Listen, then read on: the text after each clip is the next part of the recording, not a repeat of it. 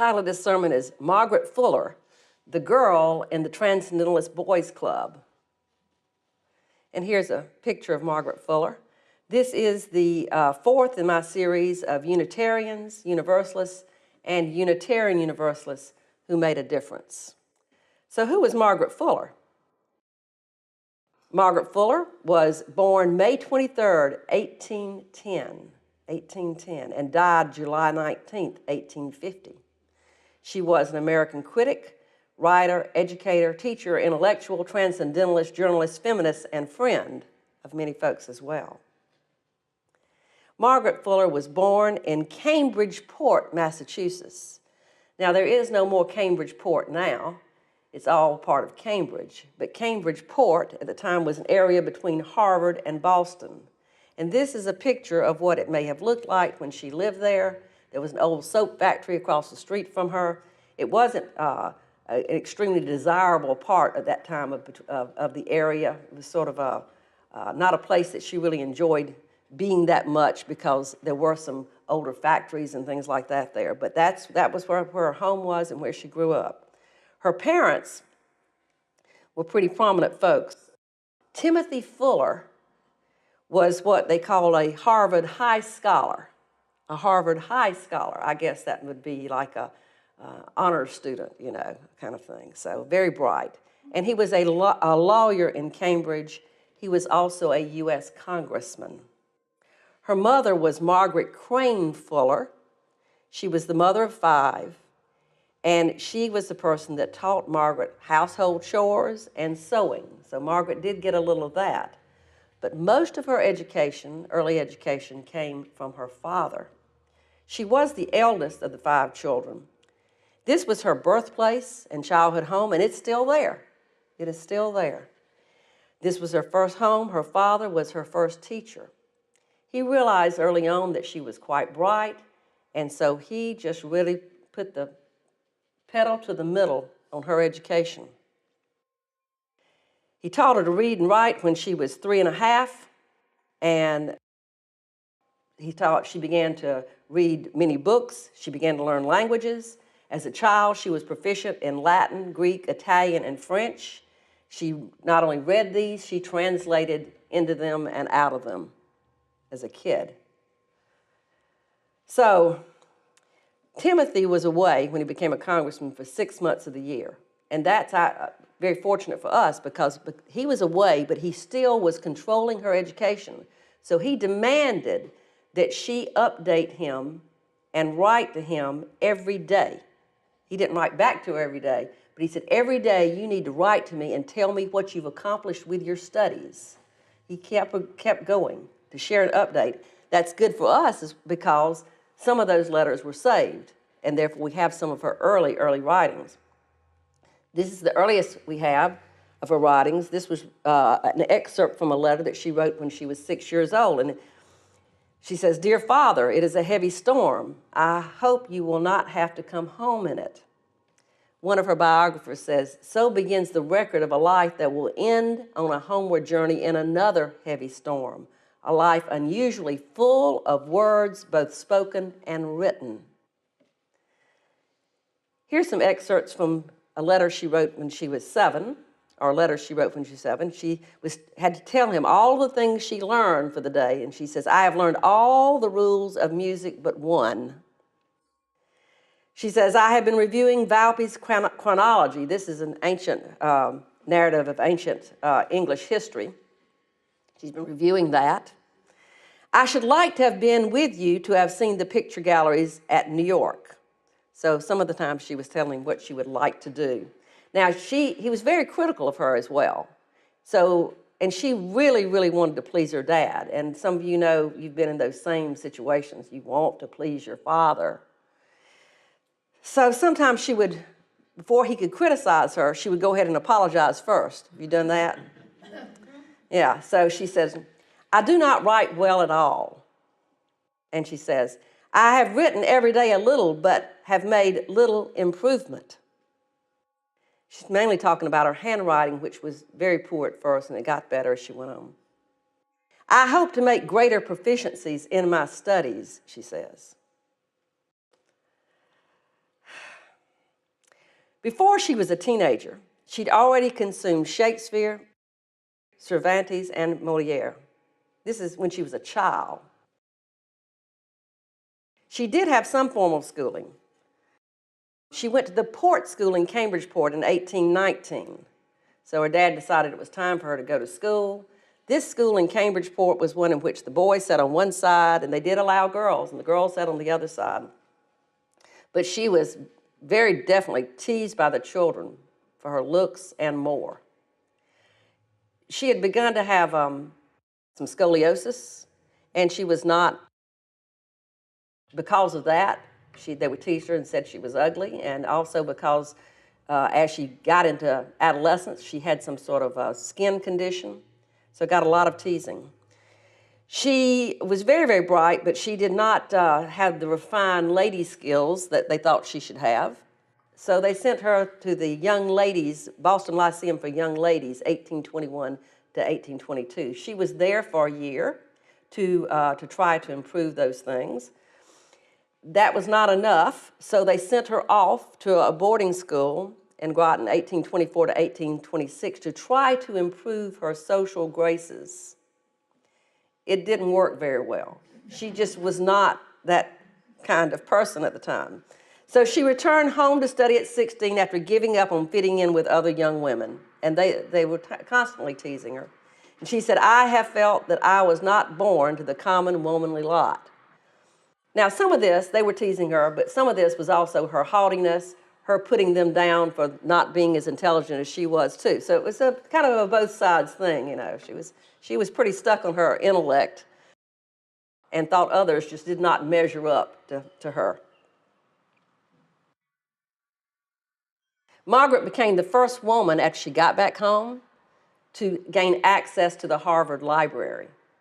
Now, of course, she would have been like Henry Channing and gone to Harvard early, but at that time, of course, they did not allow that. There was no higher education for women. But she did somehow, maybe through her father's connections, gain access to the library. And that's all she needed.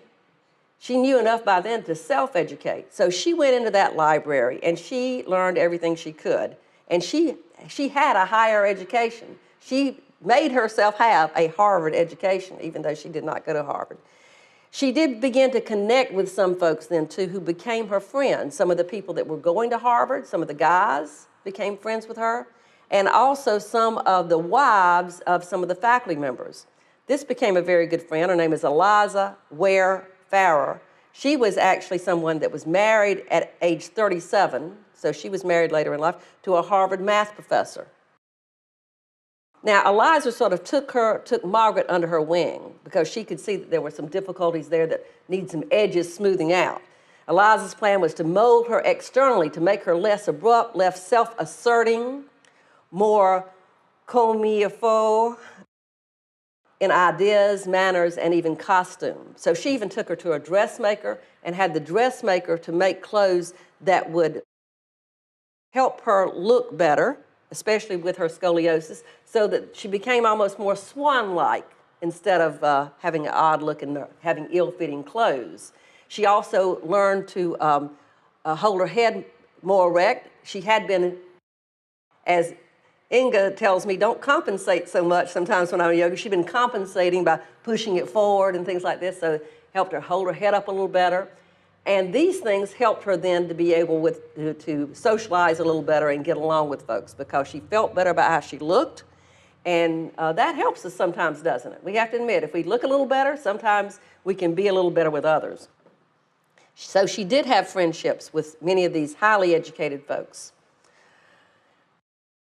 Now, she had a little heartbreak along the way. She did want to have some love in her life, and she made some attempts with some of these guys that she'd gotten to be friends with. One of them was George Davis. She perceived him to be her intellectual equal. And so she really wanted to have a relationship with him, but he seemed to be turned off after she revealed her doubts about her religion. That just didn't go well with him, and he didn't have that much to do with her anymore. At the same time, she was also grieving about the death of her youngest brother, Edward, Her youngest brother she considered to be, was so much younger than her that her mother by then was tired, you know? And her mother says, here, this one's yours. So it was sort of like her child. And then he died, and so she had the grief, not only the heartbreak because George Davis rejected her, but also her child died, her little brother. Tough time for her. She began to have a friendship with James Freeman Clarke. Now, James Freeman Clarke is a Unitarian minister, and he told her, he tried to encourage her, and they were close friends. He told her she was destined to be an author. Well, she was embarrassed by that, and she was affronted that he should think she was not fit to do anything but write books, because the books written by women at the time, many of them were sentimental novels. So in her mind, she thought, well, you just think I'm just going to write that stuff? You know, that's not who I am at all. But he continued to encourage her after she moved with her family. Her family moved to a farm, and she moved with them. He continued to encourage her, and she did begin to write some essays and to write some critiques of others, began to be published as she was there at the farm with her family. Now, her dad died, and they didn't have a lot of other possibilities for income. He was already, after he left the Congress, had already had his income greatly diminished. And then when he died, they were really in a terrible fix. She being the oldest, it came upon her, she thought, okay, I've got to do something about this. What can I do to make a living? And this was pretty tough for women back then. You know, what am I going to do to make a living? So she did decide that she would go to work. And she moved back to Boston, and she went to work at Bronson Alcott School. They were already friends. She had become friends with many of these men. Bronson Alcott is the father of Louisa May Alcott and was a Transcendentalist. And he had a school that was very different. His school stressed individual development, moral principles, and practiced racial integration. So you can see for the time, this was a very different school. It encouraged its students to give free flight to their imaginations. It was very liberal school, so liberal that it didn't work out. So it later closed because it couldn't attract, I guess, enough students, and folks became frustrated with it. Bronson was also in the Transcendental Club. Now, the Transcendental Club was so liberal that they invited 2 women to join, and one of them was Margaret. Here are just some of the folks in the Transcendental Club in Boston.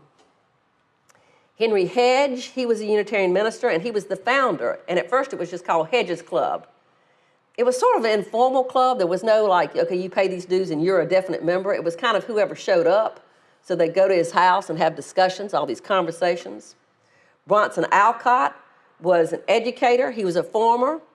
Sherry, he was a vegan.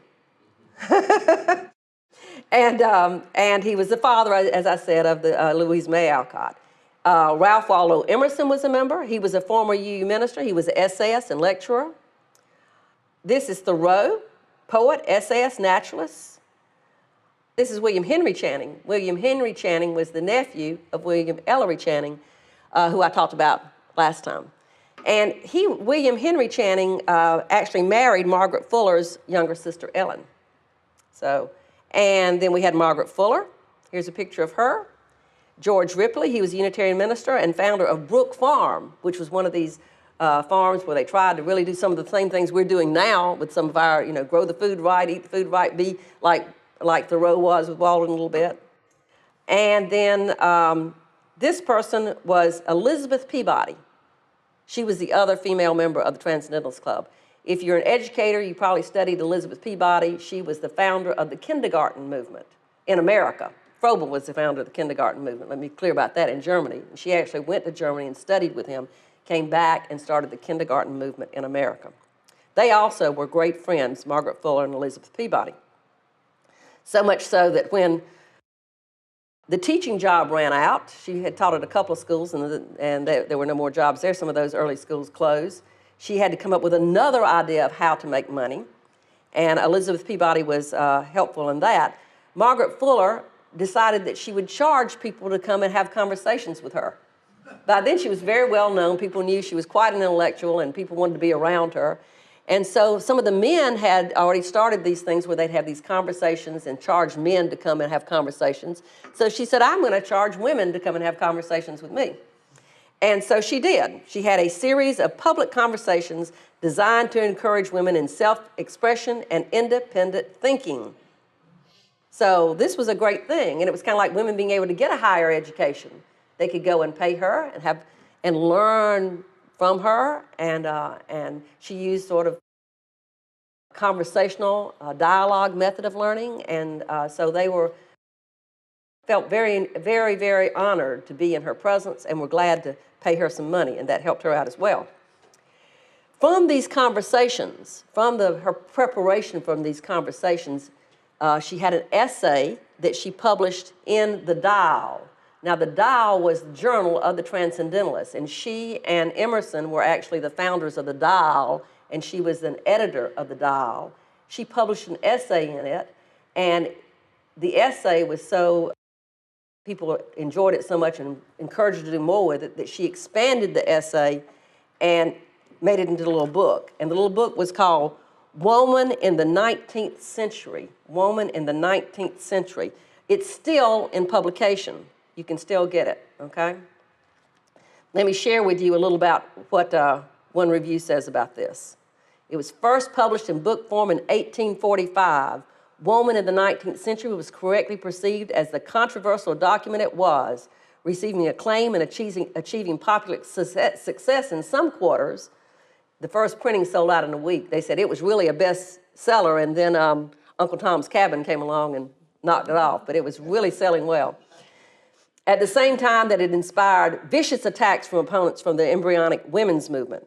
In this book, Fuller articulates values arising from her passionate belief in justice and equality for all humankind, with a particular focus on women. A classic of feminist thought that helped bring about the Seneca Falls Women Convention 3 years after its publication. Woman in the 19th Century inspired her contemporaries Elizabeth Cady Stanton and Susan B. Anthony to speak of Fuller as possessing, quote, more influence upon the thought of American women than any woman previous to her time. So she was really well known, and the feminist movement read this. They then took it to another level, began having other meetings, and you know what happened from there. She continued editing The Dial and until 1844. Then she joined the staff of the New York Tribune. The New York Tribune. She moved to New York, joined their staff as the literary and cultural critic, one of the first American women to achieve the status of a professional journalist. She was invited by Horace Greeley. He was the editor of the New York Tribune. He's a Universalist. And he was the person that made famous the saying, "Go west, young man, go west," as he encouraged folks to move on out. So this was her job for some time. While she was there, she became the foreign correspondent for the Tribune. Now, this was really something that women did not do, but we're going to send you off to be the foreign correspondent. She traveled extensively in Europe, and because of her fame, she was able to meet many famous artists and writers, including George Sand, Giuseppe Mazzini. She met him in London first, and she embraced his cause for Italian unity. And indeed, she even fell in love with one of his lieutenants. This is the Marquis of Sali. I'm saying that right? Maybe not, but anyway. He became her lover. He was 10 years younger than her. And so she was there in Italy with him, and the war was over. She had had a child by him, a son, and we don't have sufficient data to know whether they really got married or not. Some people say they married, others said before they came back to the United States, others say no. But anyway, they decided they were going to come back. They were going to come back to the United States. He had no money. She had no more money. The war that she was reporting on was over. They had lost. So they needed to come home. Well, they needed a way home. They did. They were poor, actually, even though they were well known, you know. He was the Marquis and she was Margaret Fuller, but they had very little money. Emerson, who was doing quite well, offered to buy her passage on a ship, a passenger ship. She said no, she didn't want to take his money. Robert Browning saw her off. He begged her not to go because what she was going on was just a freighter. Here's a picture of a freighter from the 19th century. She was going to be a passenger on a freighter with freight. They did that, as they still do. You can be a passenger on a freighter now, you know. They carry some passengers each time. This freighter was carrying 6 passengers. There were 18 crew members, 6 passengers. This freighter had a wooden hull. They were coming from Italy to the United States, so they were bringing Italian marble. And it was loaded down with Italian marble and loaded very, very low in the ocean. So it was sort of scary. She and her child and her maybe husband boarded. Part of the way over there, the ship's captain got sick and did not make it. But they made it all the way into the New York harbor. A hurricane, bad storm came along, and they ended up with the ship maybe running into a sandbar or something, and the main problem was the marble shifted and knocked a big hole in the hull. So it began filling up with water. The people on Fire Island could see it, but no one came to help. Now, there are different stories about that. Some say they were too scared because of wind or whatever, or for whatever reason they couldn't bring the lifeboat that was right there out. Others say, well, they were used to ships wrecking there on that sandbar, and what most of them did was waited for the wreck, and then they'd go out and get all the stuff, the loot, you know. Who knows? But they could see her from the island and see the ship. Some of the crew members jumped off, got pieces of wood or something, or where goods made it. Others did not. She became separated from her husband. She had the baby in her arms. According to some of that survived, she knew she would not and gave the baby to one of the crew members. He jumped off in hopes that he could save both he and the baby. He did not. They both drowned. She was holding on to the mast, not being able, I guess, to swim anyway, probably. She was holding on. She was very easy to see because she had a white dress on, and the wind's blowing it around, and she's holding on. And the last words anyone heard her say, of those that survived, were, "I see nothing ahead of me but death." And indeed, she went down with the ship. Her body was never found, neither was her husband's. The baby, they did find his body. So this was when she was 40 years old. 40 years old. Here are some famous quotes from Margaret Fuller. One is, "Today a reader, tomorrow a leader." That's still a really, really good one. By the way, if you try to read this book, Margaret Fuller is such a well-read reader herself. I mean, she read everything, as you can imagine. So I'll be glad to loan it to you, but it's real hard for me. It was really hard for me because she is bringing in all of these 19th century philosophers and essayists that I don't know and I haven't read. I've read more 20th century ones than she did. But that makes it a little more difficult. I can't connect as well. It's hard, but it's still interesting to read her ideas and thoughts. She was an avid reader, and that was her view. You read, that's how you become a leader. We know some folks that have said they don't read, you know. Some of them get powerful anyway. "If you have knowledge, let others light their candles in it." I love this one. If you have some knowledge, share it. Let others light their candles in it, and let them light the way for others. She said, "Very early, I knew that the only object in life was to grow. Just grow in every way. Men, for the sake of getting a living, forget to live.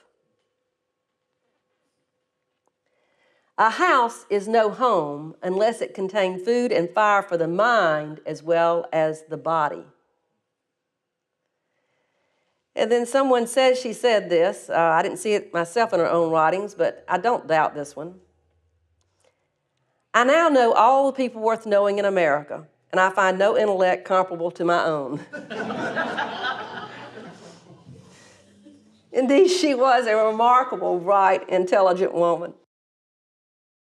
This is what is written on this memorial for her. It says, by birth a child of New England, by adoption a citizen of Rome, by genius belonging to the world, in youth an insatiable student seeking the highest culture, in riper years teacher, writer, critic of literature and art, in mature age companion and helper of many earnest reformers in America and Europe.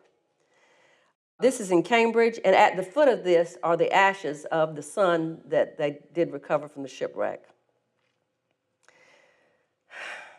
She was indeed a brilliant woman. She was a Unitarian who made a difference. And we'd like to think now that because of her and the work that she did and the words that she put out, that we now have achieved that equality, that respect that she so pushed for, that she dreamed of. And so we can thank her for that, right? Because we've got it, we're there.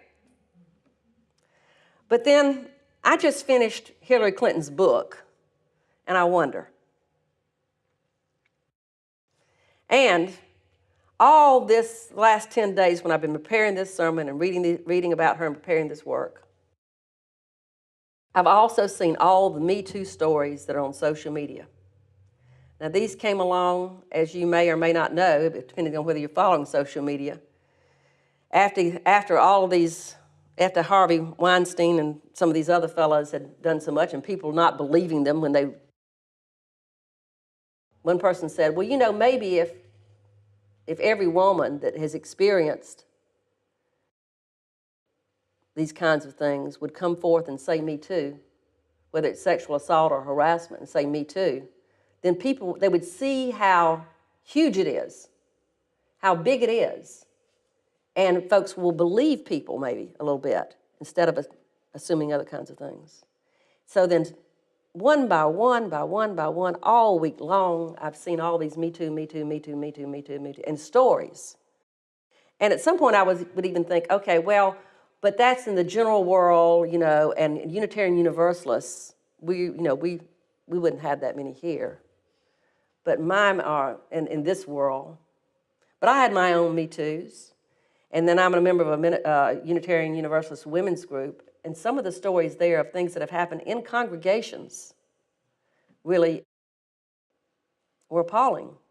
And it was sort of another wake up like we had related to the white supremacy thing. Like, okay, yeah, us too. Us too. We have work to do. Some folks have said, so many folks have come out with this, that maybe now with this many people saying and people realizing, oh, that's my wife, my daughter, my sister, my brother maybe even. As they're seeing all of these, that people will say, oh yes, this is a real thing we need to pay attention to. And that it will be a wake-up call for folks. And maybe now some of Margaret Fuller's words may even have more meaning for us, I think. So I'm going to close with another responsive reading, and these words are by Margaret Fuller.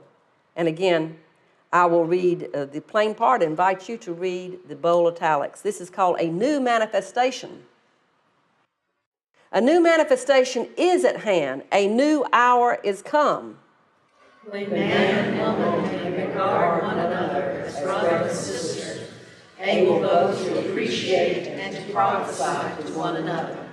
A new manifestation is at hand. A new hour is come. What woman needs is not as a woman to act or rule, but as a nature to grow, as an intelligence to discern, as a soul to live freely and unimpeded, to unfold such powers as were given her. A new manifestation is at hand. A new hour is come. Man does not have his fair share either. His energies are repressed and distorted by the imposition of artificial obstacles. A new manifestation is at hand. A new hour is come. We would have every arbitrary barrier thrown down. We would have every path laid open to woman as freely as to man. Were this done, we believe a divine energy would pervade nature to a degree unknown in the history of former ages. A new manifestation is at hand. A new hour is come. May it be so.